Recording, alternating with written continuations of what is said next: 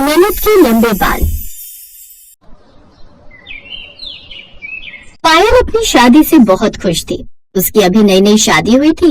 वो अपने ससुराल की दहलीज पर खड़ी ही थी कि तभी पायल की सास प्रिया अपनी बहू से कहती है, आओ बहू, अपने शुभ कदमों से अब इस घर में कदम रखो और इस घर को भी शोभित कर दो और माता अन्नपूर्णा की तरह ही इस घर में तुम अपनी छवि बरसाओ। प्रिया की बात सुनकर पायल के चेहरे पर मुस्कान आ जाती है। पायल बहुत ज्यादा खुश थी कि उसे प्रिया के जितना प्यार करने वाली सास मिली है। वहाँ थोड़ी ही देर में उसकी ननद निहारिका आती है, जिसकी तबीयत खराब होने की वजह से वो शादी में नहीं आ पाई थी। निहारिका को देखकर पायल आश्चर्यचकित रह जाती है और कहती है, हे भगवान, इतने बड़े बाल! मैंने टीवी सीरियल में जितनी भी नागिन देखी थी, मेरी ननद उन सबको फेल कर रही है। इनके बाल तो उससे भी ज्यादा बड़े हैं। क्या हो गया भाभी, आप मुझे इतना घूर कर क्यों देख रही हो? मुझे तो समझ में नहीं आता कि जब भी कोई मुझसे पहली बार मिलता है तो मुझे इतना घूर कर क्यों देखने लगता है। क्या मैं इंसानों की तरह नहीं लगती? नहीं ननद जी, आपके बाल इतने सुंदर हैं कि जब भी कोई आपको देखता है तो उसकी सबसे पहली नजर आपके बालों पर जाती है।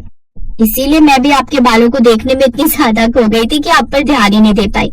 इसके लिए माफ करना। कोई बात नहीं भाभी, इसमें आपकी है और लोगों की गलती नहीं। मेरे बाल हैं इतने बड़े कि हर किसी की नजर मेरे बालों पर ही अटक जाती है। ऐसे दिन गुजरने लगते हैं। अब पायल को अपने ससुराल में आए 1 महीना हो गया था। सब कुछ ठीक था, पर अगर पायल को कुछ बेचैन करता तो वो था उसकी ननद के बाल। पायल को अपनी ननद निहारिका के बालों से अब धीरे धीरे जलन होने लगती है, क्योंकि पायल के बाल निहारिका के बाल का एक कोना भी नहीं था।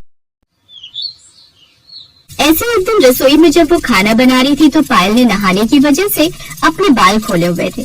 तभी उसकी सास रसोई में आकर कहती है, अरे पायल बेटा, मैंने तुम्हें कितनी बार बताया कि जब रसोई में खाना बनाया करो तो अपने बालों को बांध लिया करो। अगर खाना खाते हुए मुंह में बाल आएगा तो लोगों का खाना खाने का मन नहीं करेगा। माँ जी, अपनी निहारिका दीदी को तो कुछ भी नहीं कहती, वो भी तो सारे दिन बाल खोलकर घूमती रहती है।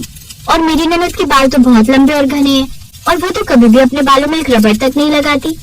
यही तो कारण है कि मैं कभी भी निहारिका को खाना बनाने के लिए नहीं कहती हूँ।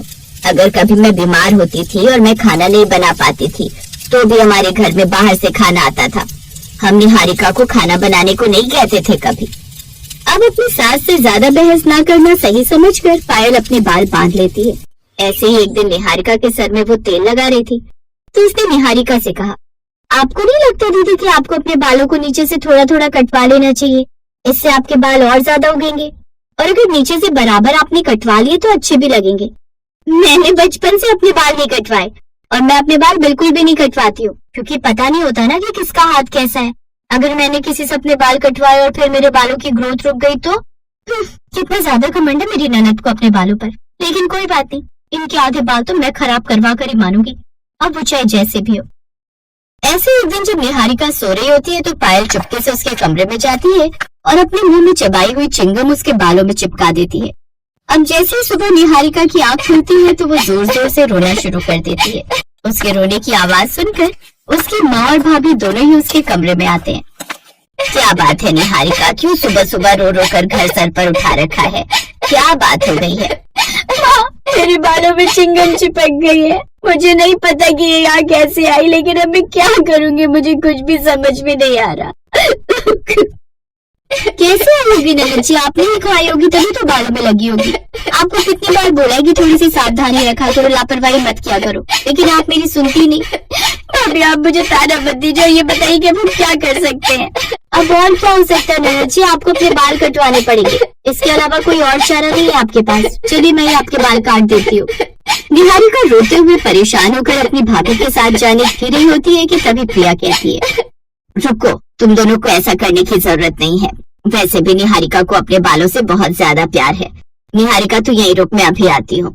प्रिया रसोई में जाती है और बर्फ के कुछ टुकड़े एक कटोरी में उठाकर लाती है और धीरे धीरे चिंगम वाली जगह पर उसे लगाने लगती है। थोड़ी देर में चिंगम खुद ही बालों से निकल जाती है। थैंक यू सो मच माँ, अब कहीं नुस्खा काम कर गया और मुझे बाल नहीं कटवाने पड़े। मुझे मेरे बालों से बहुत ज्यादा प्यार है माँ, आप नहीं होती तो जा जाने क्या होता। इस तरह प्रिया निहारिका के बाल कटने से बचा लेती है, लेकिन अब उसे पायल पर थोड़ा शक होने लगता है। एक दिन पायल ने अपनी जलन की सारी सीमा पार कर दी और निहारिका के शैम्पू में हेयर रिमूवर मिला दिया। उसे ये करते हुए प्रिया देख लेती है और निहारिका के बाथरूम में आ जाती है।